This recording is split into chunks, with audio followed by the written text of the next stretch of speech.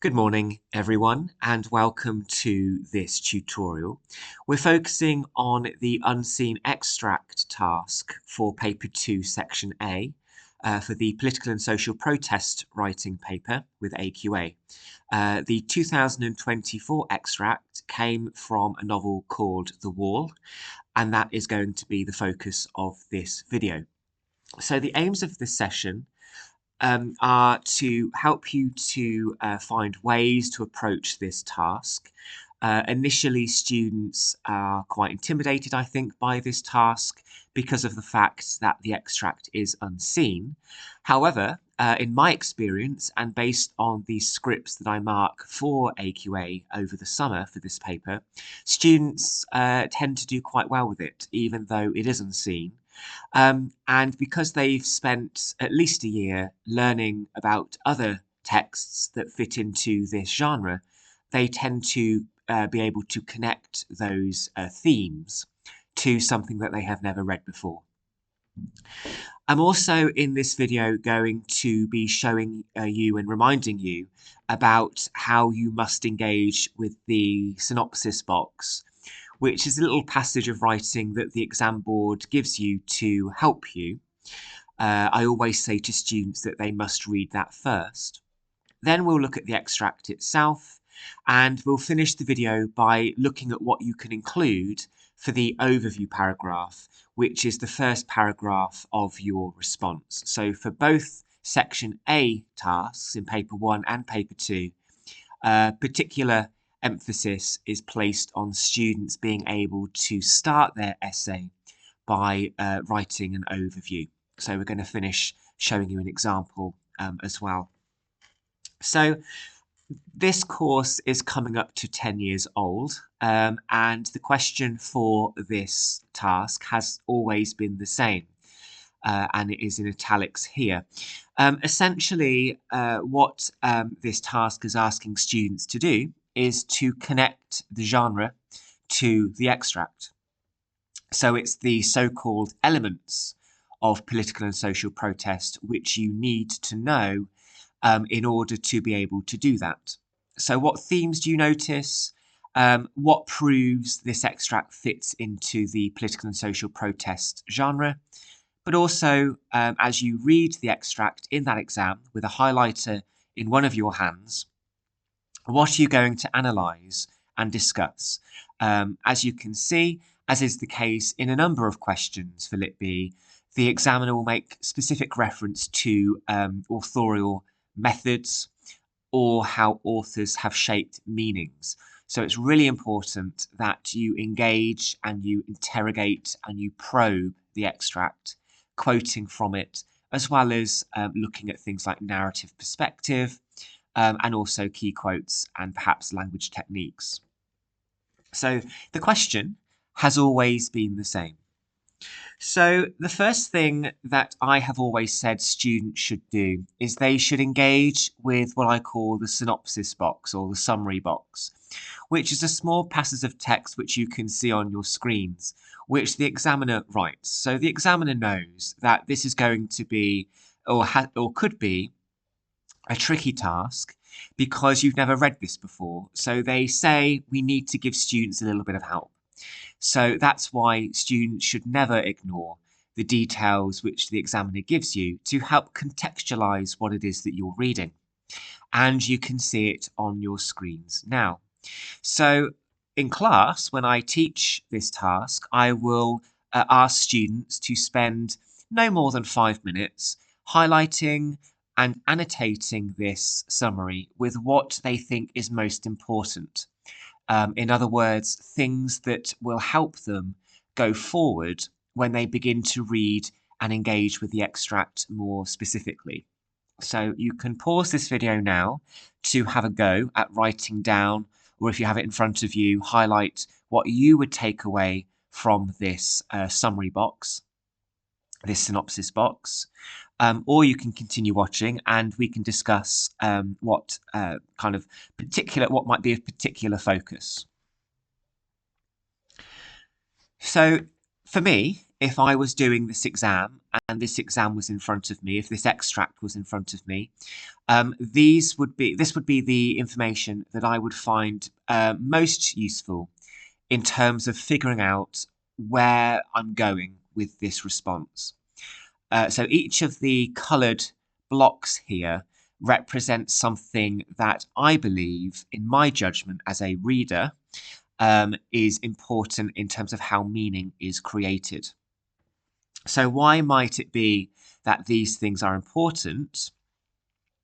Well, if I was to annotate the extract in the same way that I asked my students to, these might be some of the things that they would just jot down. And you can see that none of these annotations are particularly long, because we don't have enough time to, I suppose, write detailed annotations. So when I see a text which begins with the definite article the, meaning one, it really foregrounds whatever it is that thing is. And in this case, it's a wall. And that wall, as we may know, without having to write it down, represents a barrier. It can keep people out and it can keep people in. So that is significant. For those of you that study A Doll's House, you will know that doors provide the same kind of effect in that text, which also belongs to political and social protest writing. So we need to think about what that wall does. What is it there for? Who has it been built by and why? The words dystopian and especially harsh give you a clue that this is going to be a society that is perhaps in some kind of conflict. There's tension. There might be a nightmarish impact on this kind of society on individuals.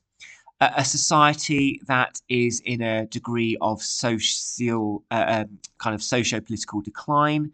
There's a fractured society, maybe.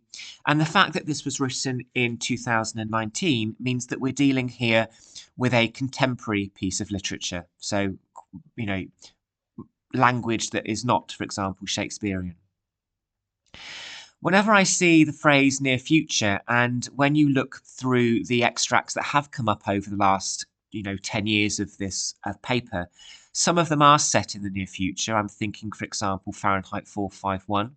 I also do an extract about The Handmaid's Tale. And all of these extracts are set in a time that haven't actually happened yet. And that means they're quite prophetic, which means that they might be trying to predict what the future might be. And unfortunately and spookily, sometimes writers are pretty accurate. So, for example, with The Handmaid's Tale, a lot of that has become true, as eerie as that may seem. We have two threats in this extract, and whenever you have a threat, that can cause conflict.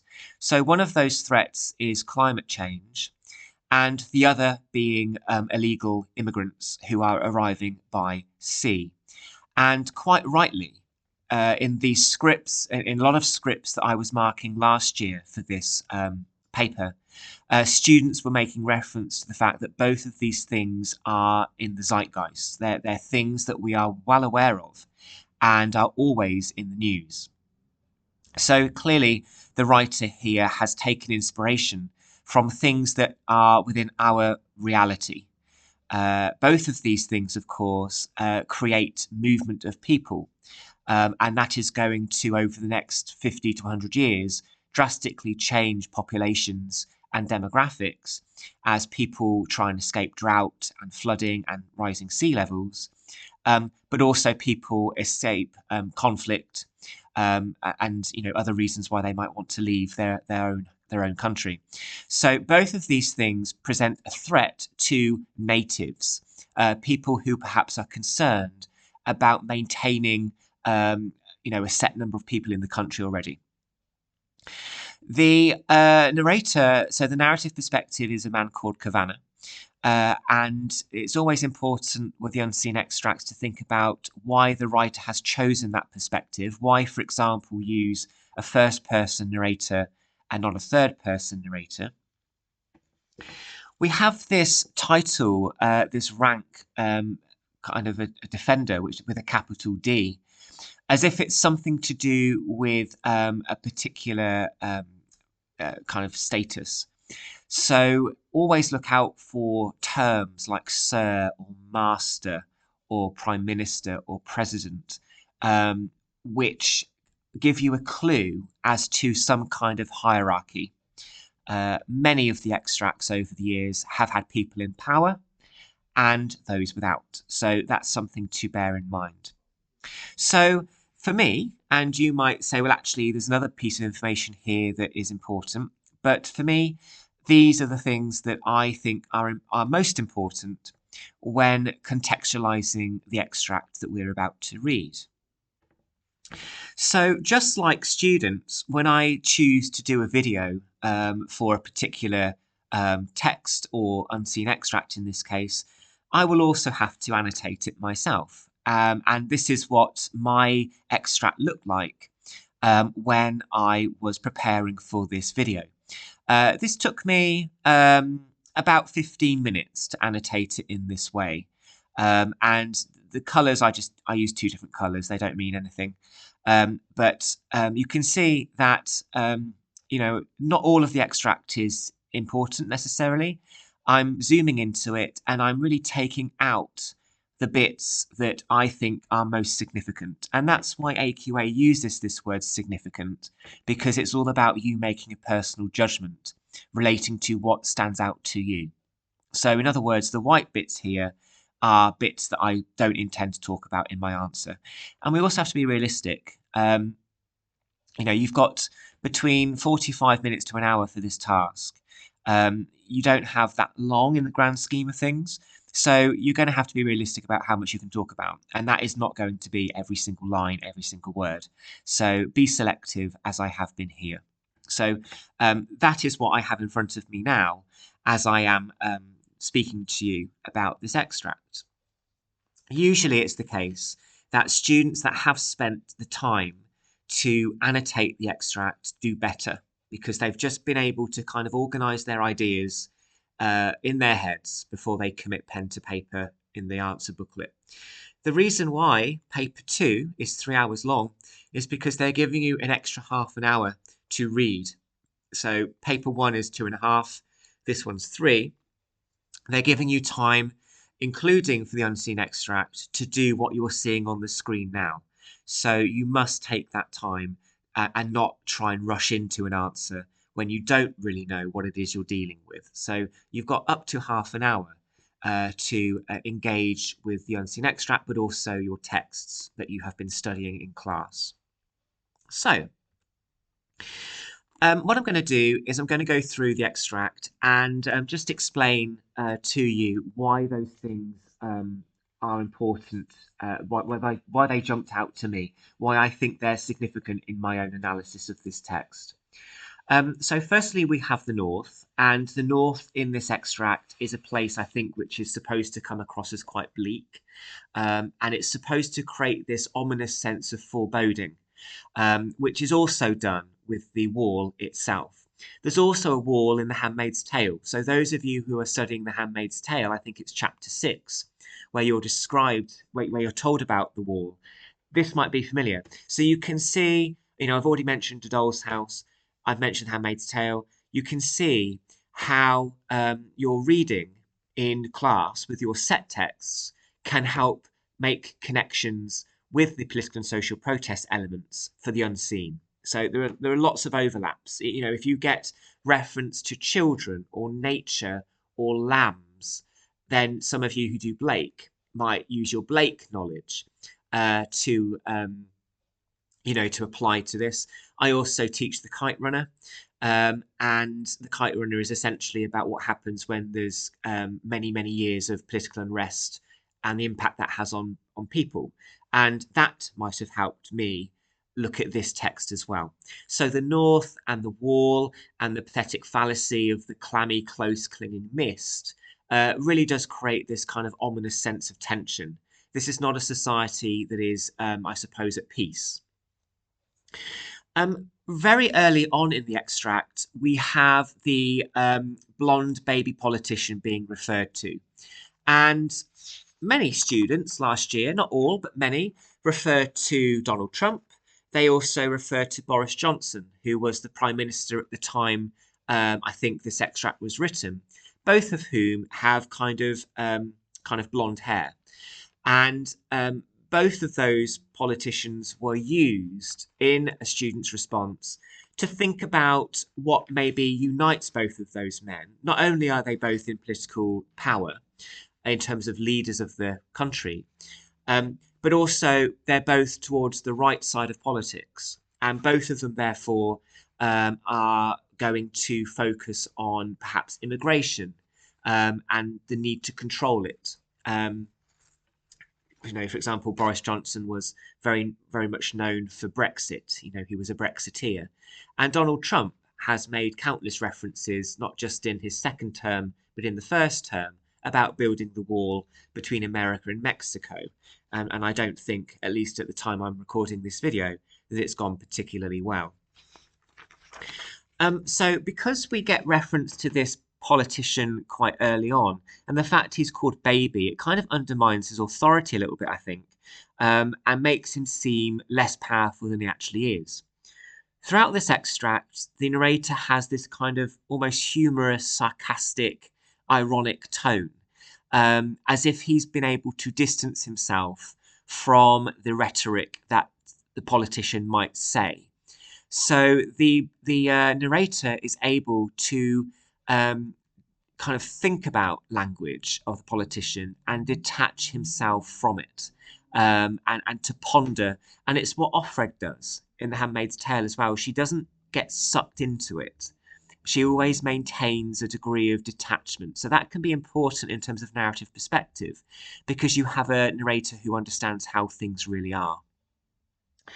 The politician is stood at a podium, and that in itself creates power, because people who stand at podiums give speeches and they are expecting to be listened to.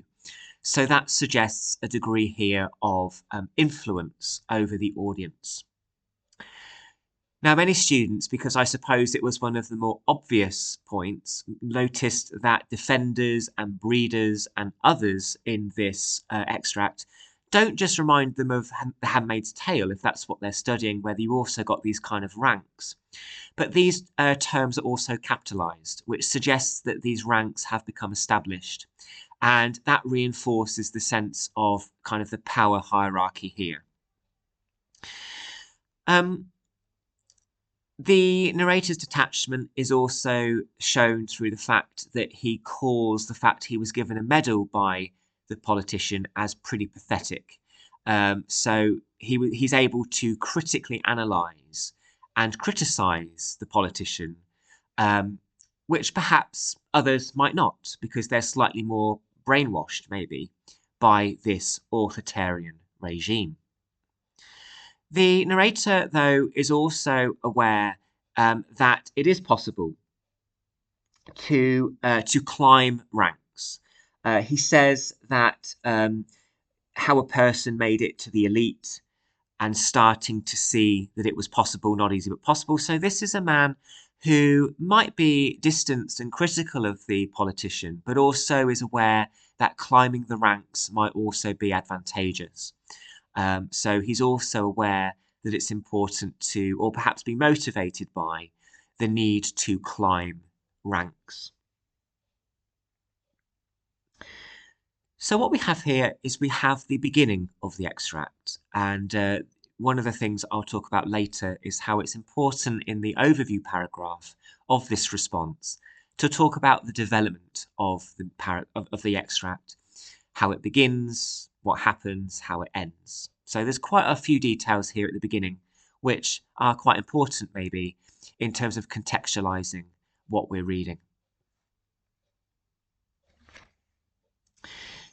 As we go into the middle of the extract, we begin to actually hear what the politician is saying through the dialogue. And initially he comes across perhaps as quite complimentary and quite motivational. He's saying well done, he's using positive reinforcement, and he's also repeating that superlative best, the best trained, the best staffed, the best prepared. You could call that a list of three. You could call that a parallelism. You could call that the use of superlatives. You could even call it a tricolon. So there's a number of techniques here that you could use, because it stands out to me in terms of a technique that speech writers will often use in a political speech in order to come across as persuasive and motivational. But the narrator and his detachment comments that he realised it was a standard speech and tuned out, which means that it loses, at least to the narrator, some of its power because it's quite robotic and repeatable. And he says he's going to have to give this speech at least twice because there's two different shifts. So he's going to have to give it twice. And that loses its sense of individuality or uniqueness because it's just something that he's just reading and might read several times. The narrator, and I think also the author through the narrator, is also making a comment here, I think, about the trustworthiness of politicians, or at least some of them, in terms of why they want to be elected and why they want power. Why does somebody wake up in the morning and say, I want to be prime minister? Or president. Why does that happen? And what is it about their psyche that makes them think they can do it? What is it about them? Now, they would say it's because they're charitable and they want to make sure that people are living their best lives. But is it just that? Or is there something to do with ego in terms of this as well? So the narrator is essentially saying politicians won't know you, and they won't be part of your life, and they won't know your reality. They don't know what it is to live your life, but they will spend an awful lot of time trying to get credibility from talking about your life as if they do know what it's like. And the question is that really true? Can a politician talk about what it's like to go to a food bank if they've never in fact gone to a food bank? So it's that kind of issue with credibility that I think, particularly in the UK, we always are slightly suspicious of, because they might not live the same lifestyles and have the same stresses that most people do. So that blue quote there is reinforcing that. And also the green quote here. What is it like to pretend to be chatting, but also to be bossing people about? That kind of concealing of kind of intentions as why people of power talk to you in the first place. What do they want, I suppose?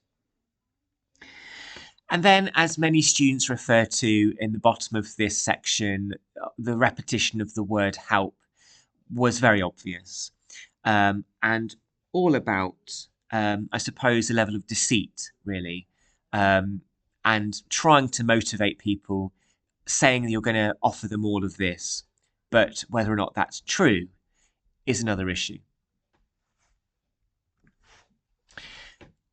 And then we get to the end of the extract, and we have reference to the quote or the word others. And this is part of the extract where students, I think, were most likely to talk about the news and current affairs. And with English, whether it's A-level or GCSE, it's always important to be engaged with the news and current affairs, because writers are, of course, often writing about a societal reality.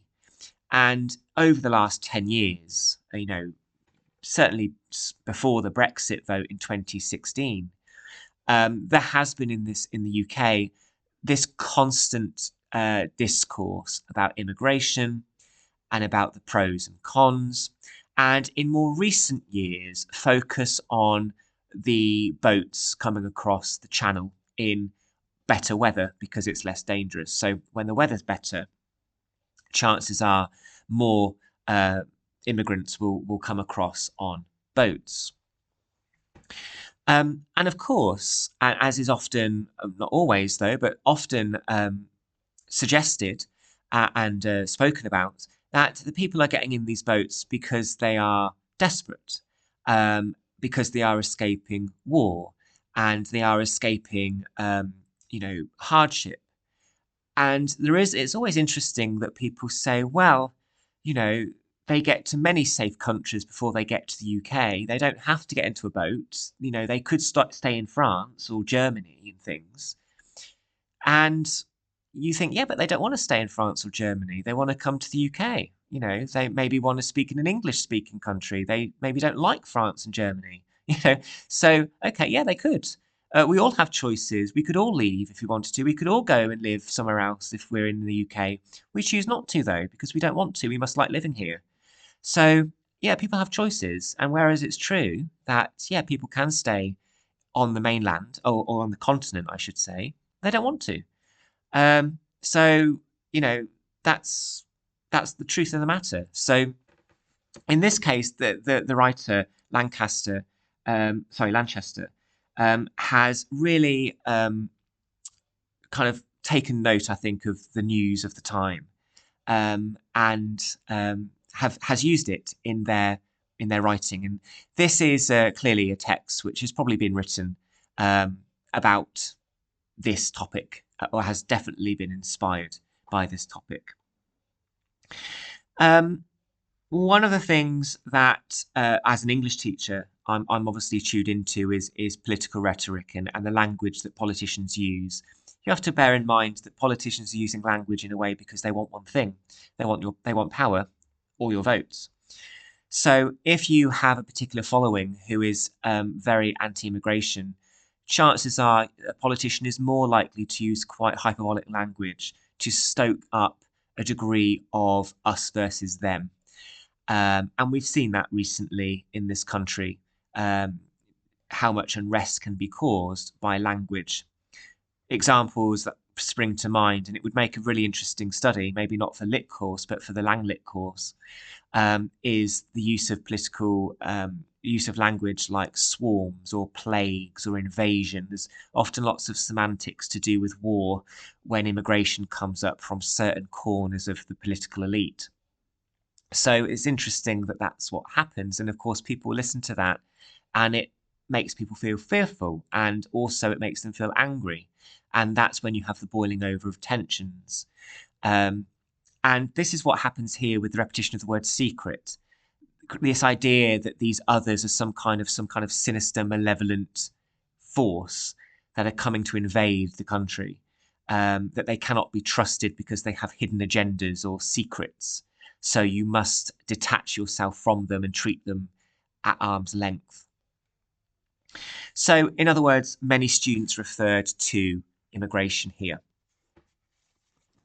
As a sign of the, I suppose, level of dystopia or the kind of injustice here, these immigrants, or these people, these people that are coming across on the boats are getting chipped, and that reminds me, animals get chipped in their neck to make sure that they can be returned.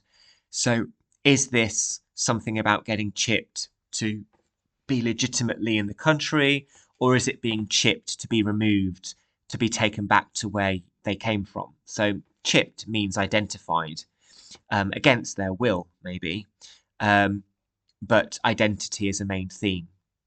And then we've got the repetition at the end of a quote we've already seen, the repetition of the word best, the superlative best, again making this speech seem very robotic and pretty repetitive. There's a lack of sincerity here because it's pretty much repeated word for word. So again, of course, there might be other things that students want to refer to. This is just a kind of indicative content, I suppose. But this is what would jump out to me and things I would want to discuss if I had this extract. So in summary then, some key ideas. I don't think I need to go through these, or at least all of them, but it's things that I've said as I have been going through that extract and discussing those quotes and what the extract is presenting to us. So these bullet points are things which now have to be organised into some kind of essay. And usually the exam board never specifies how long essay should be. But usually students write between 1.5 pages to 3 sides for this response, at least in my experience of marking this course now for a while. It's always quality, not quantity. And the main thing to achieve is, even though this is an unseen extract, that you are confident, or as confident as you can be, in terms of what it is that you're saying. Okay. So the way that you must begin an extract-based task, such as the Section A for Paper 1, the comedy or the tragedy, or the Section A for Paper 2, which is the crime writing or the political social protest, is to begin your essay with an overview. And I have put particular emphasis in the last year with my students in doing this. Not that they weren't doing it before, but this was an area of focus that AQA went through back in training events in November, where they were sharing with staff the feedback from the last exam series, that being summer 24. So overviews came up, suggesting that 10 years into this course, the examiner and the exam board prefers it, still requires an overview where students can contextualize the extract.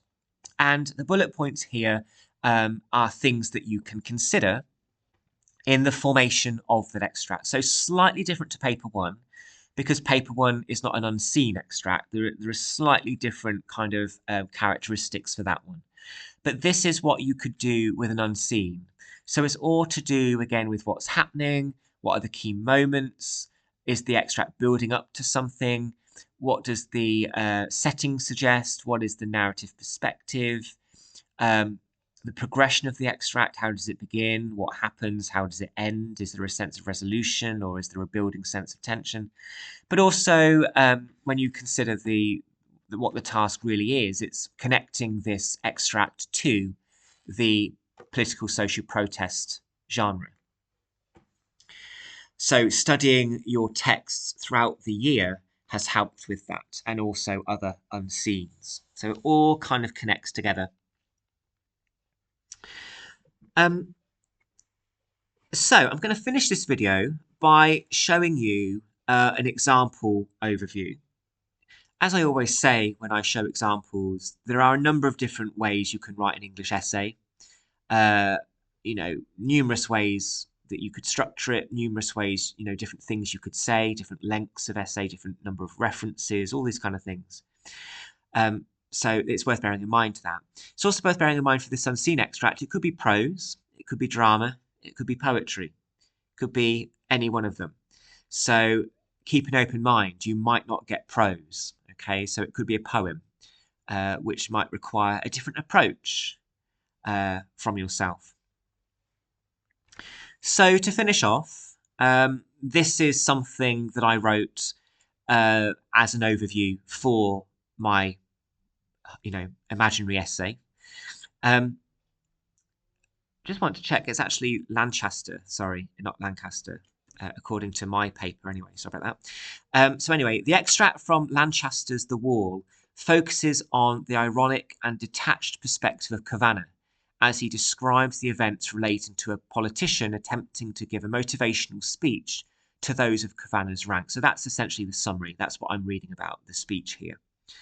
Whereas the opening of the extract alludes to the ominous mood of conflict and tension and foregrounds the authoritarian significance of the wall, the details which follow present the power and manipulation of political rhetoric, while also passing comment on issues which are of modern significance, immigration and climate change, both of which are concerned with the movement of people and can cause tension and division, as we've already said.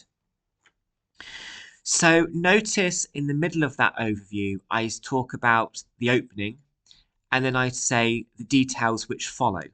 And those phrases are demonstrating to the examiner that I am aware that the details of this extract are progressing. There's a development here. There's a chronology here. So I'm giving almost an indication of the flow of the extract. And I finish by referencing the fact that what unites immigration and climate change are both of these things are concerned with the movement of people worldwide or across borders. And for people that don't want that to happen, particularly immigration, then that's going to cause tension and division, something of which is a familiar news story in recent years. So hopefully that was useful, and it's always worth bearing in mind that the extract, the task, is always the same. The approach is also worth kind of practicing in terms of looking at lots of different extracts and being able to build your resilience as a reader.